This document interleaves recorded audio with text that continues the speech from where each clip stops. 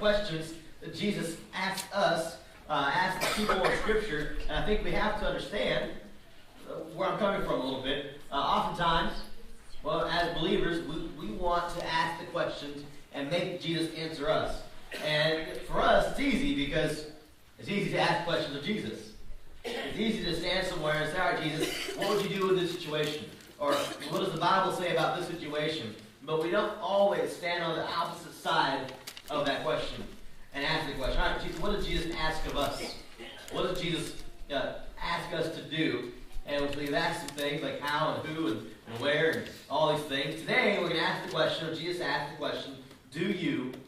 And that's found in John 21. I'm sure a lot of you know this story or have heard this story. And this could all be old hat to you. But hopefully I can get something for you that you've never thought of, or maybe the Spirit intervenes and He teaches you something that you've never heard before, or something that you just need to be reminded of. And so this morning we're going to read John 21, verses 15 through 19. And we'll go from there.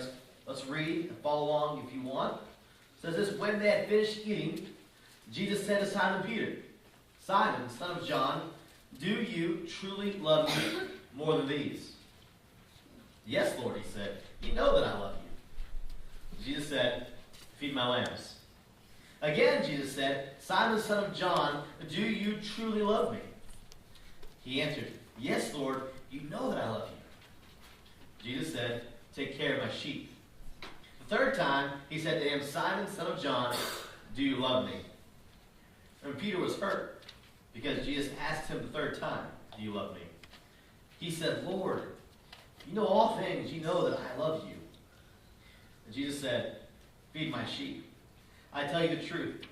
When you were younger, you dressed yourself and went where you wanted. But when you are old, you will stretch out your hand, and someone else will dress you and lead you to where you do not want to go. Jesus said this to indicate the kind of death by which Peter would glorify God. Then he said to him, follow me. We're going to stop there. There's more to the story, kind of. But we're going to stop there because I feel like that's a good stopping point for this message. I don't think it's out of context, but I think it's the right context. In this chapter, John is telling the story kind of at the end of this, definitely at the end of this gospel, and he catches. Nobody else has this story in their gospel. The fishermen or the disciples are fishing. I don't know about you, but sometimes you get so frustrated and so worn out with what's going on in life. You try to fix things, you try to figure out how things are supposed to work, and you just realize, no, I can't do anything to fix the situation. I'm just going to go do what I know how to do. And the fishermen, the disciples, most of them being fishermen, decide, I don't know what to do about Jesus' death. His resurrection. I don't know what's next. I'm just going to go fishing. That's what Peter does. Peter goes, John follows, the rest of the people are like, I'll go with you, Peter. And just go fishing. Boom. Cast it out. And you know and I know that sometimes just fishing can help soothe the soul. It gets you out in the water, and you're just sitting there, and you're bobbing, and you're fishing, and it's kind of a nice feeling. You may not catch anything, but you know what? That's not really the point, is it? Sometimes that's the point, but sometimes fishing is just therapeutic, and they're out there doing what they know how to do. Hadn't really caught anything, and then Jesus shows up on the shore. Actually, it says that a man shows up on the shore. He yells at them, hey, catch your nets. They catch a fish. Peter looks again and rubs his eyes. He says, I've been here before. He swims. He jumps out of the boat and swims ashore, sees Jesus, and Jesus has already cooked him breakfast for him, which just happens to be fish, which I'm not sure how he got the fish, but he did. So here we are. This is the third time Jesus has shown up to the disciples. He's making it clear, I'm here with you. I want to talk to you. They have a breakfast. I don't know what they're talking about. What kind of questions would you ask Jesus if he'd been raised to life again? I don't know what you would ask. What was it like? Right? What would you ask Jesus if he just came back to life? What was it like being dead for 3 days? That's what I would ask, right? What did you do? Do you have any extra superpowers now? Did you come back to life? I mean, let's be honest. What questions would you ask Jesus if you saw him post-resurrection? So they're sitting here, they're having breakfast with Jesus, they're all talking, and I'm sure they're all asking Jesus whatever questions they want to ask. And then all of a sudden, I guess the time is running out. And so Jesus grabs Peter and says, let's go for a walk, man. They go for a walk. Walking on the beach, side by side. It's like a teacher to a student as he's going to pass on, the leadership role here. And he asks the question, Simon, son of John, do you truly love me more than these? Who's he talking about? These. Who's these? Most people will say it's the disciples.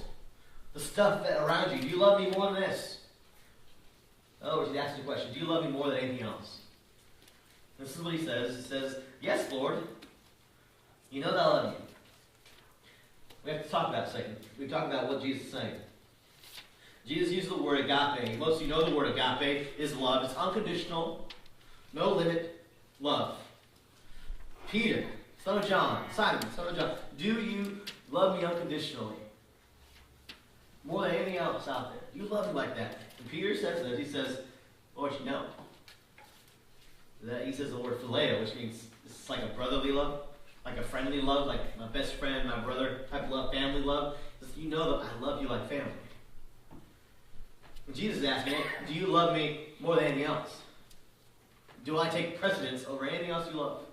Yeah, he's asking Peter, do you love me more than you love your wife? More than you love your family? And Peter says, Jesus, you know that I love you like family. Oh, okay. They're walking a little while longer. I'm not sure if they're chit-chatting or what, but Jesus stops again and asks, Simon, Peter, John, son of John, do you love me more than anything else? Does your love for me unconditional? And Simon says, Jesus, you know, I like you a lot. That's what he says. He says, I like you a lot. I love you like family. They're walking a little further along, and he asks the question again. This time Jesus changes the word. He said, Simon, do you like me a whole lot? Like family? Simon says, Jesus, you know I love you like family. You know it. So Jesus asks, do you love me more than anything else? Do you love me more than anything else? Oh, okay, fine. Do you like me a lot? You ever had that question where you see it maybe? It says you ask somebody, hey, do you love me? Well, I like you. Do you love me? I like you. Do you like me? Yeah, I like you. This is what's going on here. And Jesus wants to know from Simon, from Peter, how much do you love me? He asked the question, and he asked, do you love me this much? And he says, if you love me this much, here's what you need to do for me. He says, you need to feed my sheep. Feed my lambs, he says. The word feed he uses in verse 15 is this idea of literally giving lambs food. Taking them out to graze. He says, Ari, if you love me so much, do you love me so much that you're willing to feed my sheep? And just take them out. Anybody ever house sat or pet sat for somebody? Right? Been there before, you take care of somebody else's pet animal. We did that one day, not too long ago, for Janie Spencer. We took care of a fish for a day. It survived. Just so you know, I think we didn't kill it at least. Right? And we were sitting there, and it was awesome. We spent more time in there than we should have probably. But we had this food. It was like a week-long piece of food, and just food comes off the deal. And we're sitting there, and we drop the food in, and all of a sudden this fish goes crazy. It's like catnip for fish. And she starts attacking these bubbles and catches the bubble in the mouth and lets it out.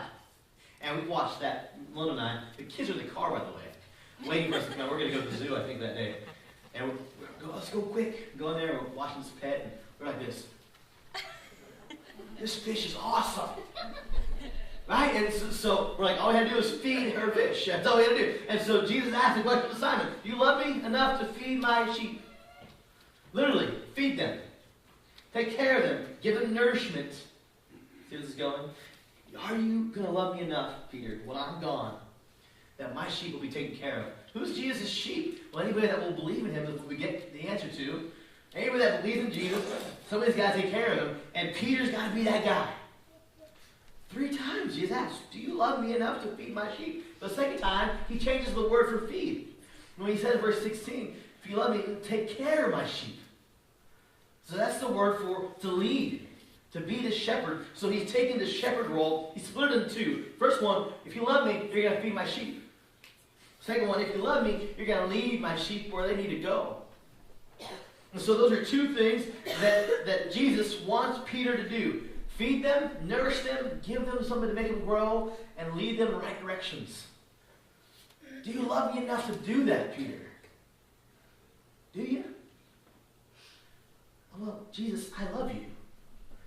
I love you like family. I love you like brother. I just do, Jesus. And the third time, I guess I understand. Peter's a little upset now. I'd be upset too if my wife asked me 3 times if I loved her. Baby, you love me? Yeah, I love you. Do you love me? Yeah, I love you. Do you love me? No. That'd be my response. No, I'm done loving you. But Jesus, he's mad. He's like, Jesus, you know I love you. Why are you asking so many questions? Because Jesus wants to make sure, and some commentators would even say, Jesus is counteracting something here. Right? And I think maybe Peter, that's what he gets so upset about. Right? We flash back to the night Jesus was arrested, right? Peter's there. He cuts off a guy's ear for the sake of Jesus. If that's not love, I don't know what is. I mean, if somebody were to come and arrest me just randomly, I would hope somebody would love me enough to cut off their ear. The other person's ear. That'd be awesome. Not gonna lie, that'd be pretty intense. And I knew that so we'd be brothers. Right? And that's Peter. Peter shows up, and he's there with Jesus, and he's like, you gonna arrest this guy? Oh, okay, let's do this. He cuts off Malchus's ear, and Jesus says, Peter, this is awesome. He heals the ear. I would love to see that. But Peter's there, and he says, I love you, Jesus, so much, I'm gonna fight for you. But then what happens next? Remember? Peter keeps his distance from Jesus. He watches Jesus as he's being beaten, as he's being interrogated, essentially. He stands by a fire. Warm his hands. And like, hey. Looking at Peter, these people just look at him and say, hey, you know Jesus.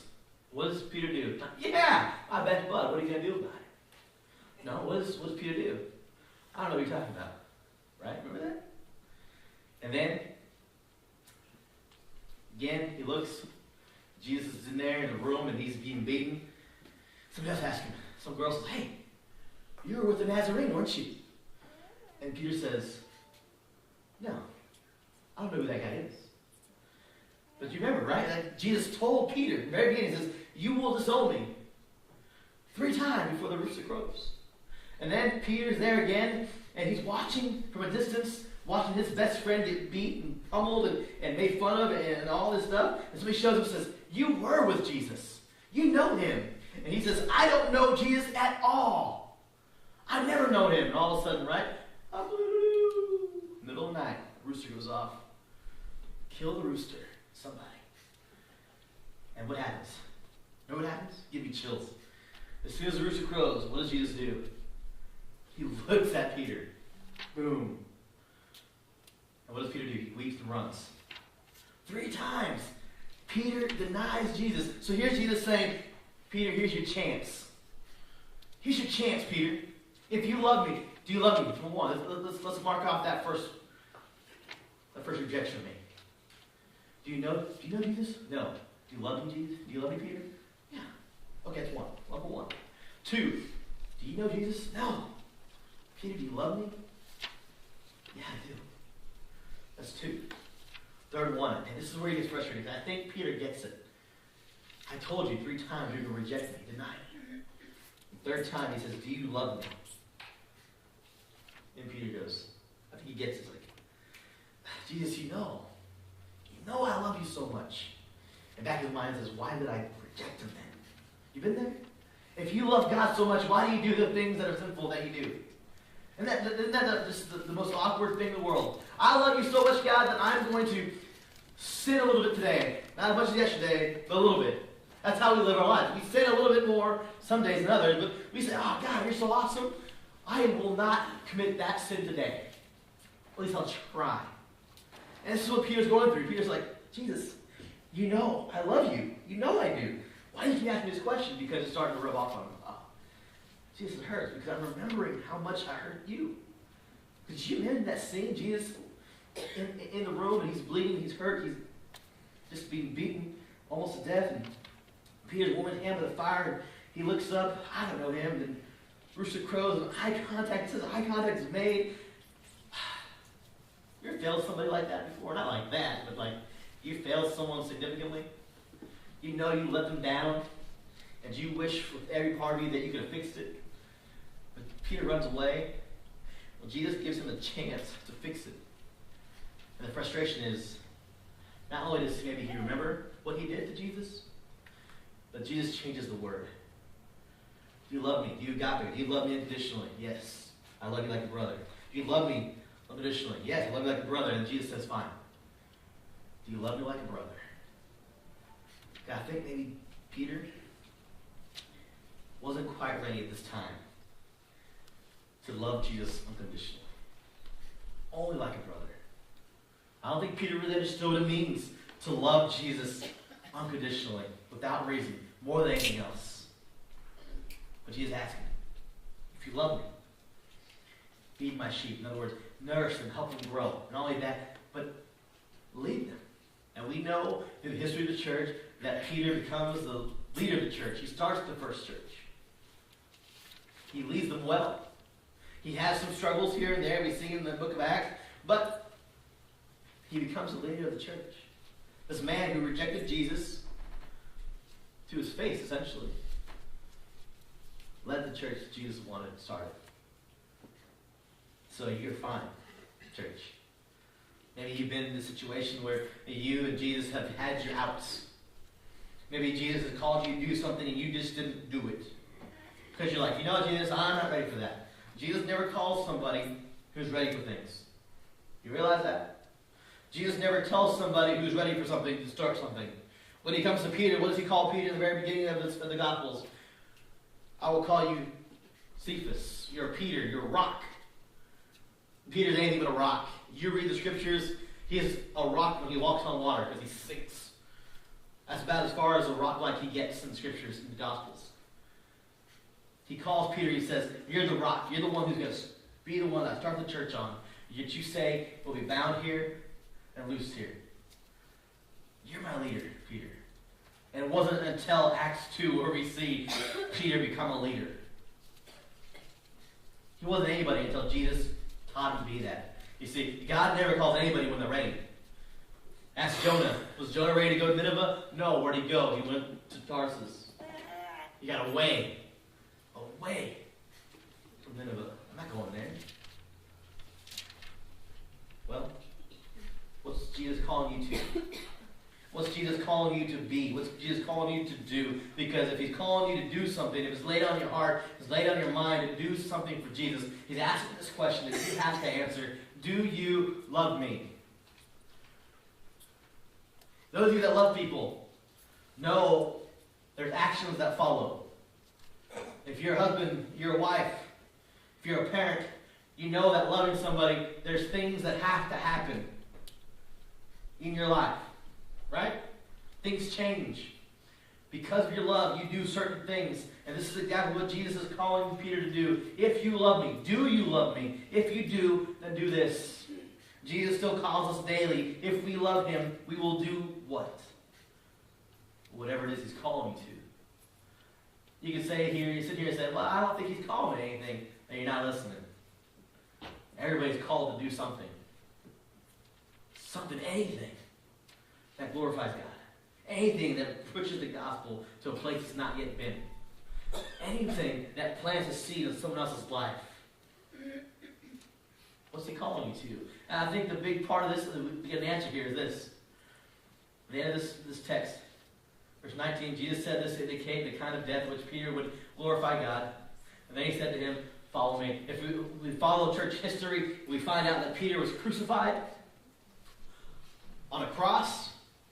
And they wanted to hang him up just like Jesus because, you follow Jesus, you're going to die like Jesus. And Peter says these things, says, no. I will not be crucified like Jesus. You'll hang upside down. You'll do anything different, but I will not be like Jesus. So they hung him upside down, head first, cross upside down, and they hung him on a cross to die a crucified death. And even church history sometimes says that his wife was the same. At the same time they crucified Peter, they may have crucified his wife. And it says that he during his crucifixion, was exhorting and encouraging his wife that this is how we live. This is what we've come to. This is why we believe. To die this way. Is that love? Here's what love is. Exactly what Jesus says. Then at the end of verse 19 he says, then he said to him, follow me.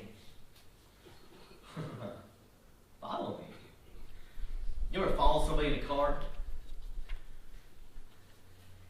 We went on a trip one time, not just to see somebody.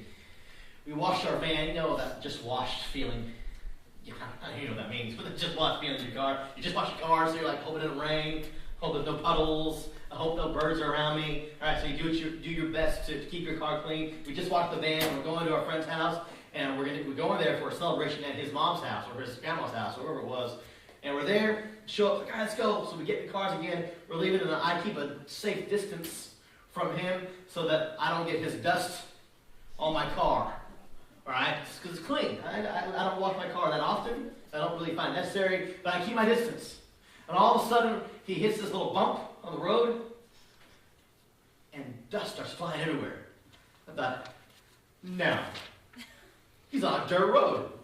Are you kidding me? I kind of slow down, like, do I have to follow him in the dirt road? You know the feeling, right? Like, I just watched it.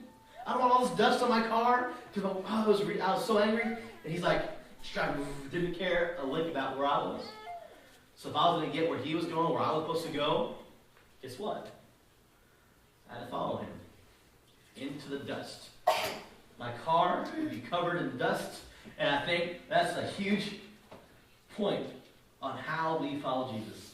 Are you willing to go where he goes? Do you love Jesus enough to go where Jesus goes? Because Peter did. Peter never held back punches from what we understand in church history. When you read his letters, he makes it very clear, I love Jesus more than anything else now. And I think if he would have gone back in time, if he could have, he would have said, when Jesus asked the question, do you love me? He would have grabbed Jesus by the shoulders and said, I love you more than you will ever know, Jesus. That's what I think he would have done. At the end of his life, he proves it, and he says, I'm not hanging up like Jesus. You're going to kill me, you're going to kill me differently. I don't mind dying on a cross, but I will not die like Jesus. Because he is greater than that. I am not like him, but I love him to the point of the cross. Are you loving Jesus to the point of the cross? Do you love Jesus so much you're willing to go to a cross? My answer, most times in my life, is, well, not really. I'd rather maybe take a bullet than die on a cross. Right? Did you know they still crucify people? Did you know recently Muslims have crucified hundreds of Christians? You know what? You know what the church in the Middle East is saying? The Christian church? Pray for us. We're not backing down. Did you hear that? If you hung my family on a cross, I say, I give up. I'm done. I don't want this. But you know what that means? It means I stop loving. Love is a sacrifice, right? Isn't that what Jesus proves? Love is sacrifice. How much do you love me, Jesus says to Peter. Do you love me enough to feed my sheep? Do you love me enough to lead my sheep? Do you love me enough to just follow me? That's all you got to do is follow me. Wherever Jesus goes, I'm going to go too. And that's the hardest thing in the world, because sometimes Jesus calls people to live in the slums. And there's people who've done that. They've rejected everything in the modern world and lived in slums. I know a lady who in college decided she had a heart for the Middle East. As a single woman, she moved to the Middle East by herself. Not as a missionary sent by an organization, just by herself. I will make a living here on my own. And she's been hurt. She's been threatened. But it's been there over 10 years now. And she may never get married. But she's there to lead women to Jesus. There's people like that who want to go. There's people in our church like that, right? There's people who, Jared Sanders, just one of them, says, hey, there's a typhoon coming to the Philippines. That's the best time of the year to go. Right? Every year. We ask the question, why don't you go in September? It's not dangerous enough. Yeah. But we see that. We see that there's this following, there's a love for Jesus that says, wherever I'm called to go, I will go. Because God will make a way. God will plant the road, and that's the whole point. That's what Jesus is getting at with Paul, or Peter, sorry, is if you love me, not only will you feed my sheep, but you'll just follow me. Wherever I go, you're going to go. Church, that's my question for you today. Do you love Jesus? Agape. Love Jesus. I don't care if you love him like a brother, or like a sister, or like a mother or father. That's different. Do you love him, what some people say, to the moon and back? Do you love him maybe even more so and better communicated? Do you love him to the cross? To your cross? Do you? Because Jesus asks questions, and you have to answer them. And guess what? One of these days, you're going to see your answer in your own life. Because every day Jesus asks, do you love me? Let's pray. Father God, thank you. Thank you for all you do. God, forgive me for not loving you enough. No, forgive me for not loving you. God, I like you a lot. Jesus, I love you sometimes. God, help me to not be this way. God, help me to really love you. Help me to be faithful to you because you're faithful to me. And I don't deserve your faithfulness. I don't deserve your blessings or your grace. But you called me out of dark places. You called me out of the miry muck. You called me out of the pit and you saved me. You saved us all. And God, you come to us and you ask, do you love me? Help us to answer with our words and our actions. And that our life will be proof that no one has to ask that question of us again. That our life says, we love you. And I ask that you be with those here who are struggling with their love for you. I ask that you be with them and help them through, that they come to you and know that they are loved. God, I ask that you be with those here who are confused or hurt, that you help them in their healing, that you give them clarity. And God, more than anything else, I ask that you help them to love you. For that is the two commandments that we're left with, to love you and to love people. And we can't love one without the other. God, thank you for your son. In Christ's name I pray. Amen. God, guys, if you're here, stand. Everybody stand, please. If you're here and you need Jesus, sorry, if you need Jesus, we'd love to talk to you about that. If you need to just recommit, you just need to redo your life. And you're just like, no, I'm not doing this the way I want to do it. I want change. I want help. We'd love to pray with you. If you're here, you just need prayer over something, we'd love to do that too. Stay with us.